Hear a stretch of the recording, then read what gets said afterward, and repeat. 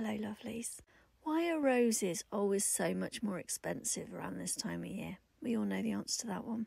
Anyway, this is a miniature bouquet of a dozen red roses. Now I've done a sketch here with just some lines and some dots. It's that easy.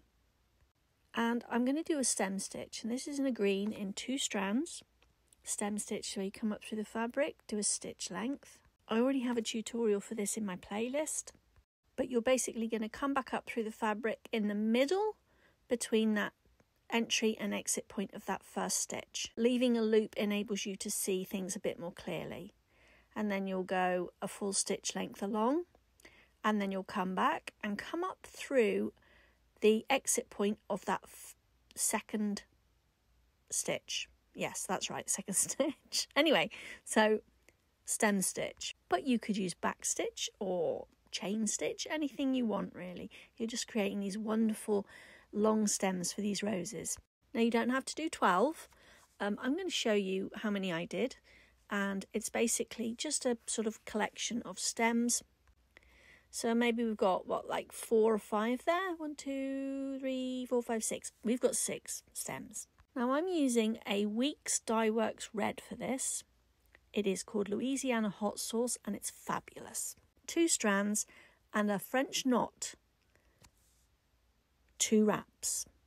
And after this we're going to be using bullion knots. If you're not sure about bullion knots, I have a couple of videos in my playlist to show you how to do them as easily as possible. But you're basically coming up through the fabric and you're going maybe a stitch length away at the beginning, going down into the fabric. Do not pull it all the way through. You need this loop. And you're going to come back up through the fabric where you first came up through the fabric.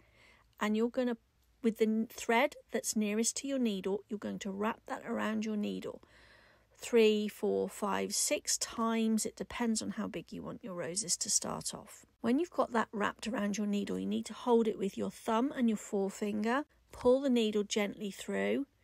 Gradually pull it through all the way and then go back down in at the top there.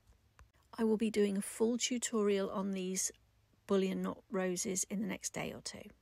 But you're going to do a bullion knot on either side of that French knot for now. Make this one the same length as the last one. Now each of these bullion knots is going to get longer. That means you'll be doing more wraps and a slightly bigger stitch until you're happy with the size of your bullion knot. And you're going to overlap the edges of each bullion knot with the next stitch. Does that make sense? Like I said, full tutorial coming up. I then just added some green stems for Baby's Breath and some little white French knots at this point. So you'll see in the next clip, they're already done. But I really wanted to just show you this next bit. This is with the bow. I used a very thin ribbon. I wish I'd had thinner. I'm looking at it now and thinking it was too big. You need to cut it into this type of point because it will go through the needle easier. And you'll need a needle with a big eye. I went for something like a bullion knot needle. So thread that through. And then we're going to, don't tie a knot, don't come through the fabric. Above the fabric, I'm going to slide my needle under a couple of those stitches and I'm going to wiggle it backwards and forwards to make it stretchy enough so that I can get that ribbon underneath. Take the needle off and you can tie your bow. And that's it. If you want, you can tack it in place to make it just so. But there you go. All done.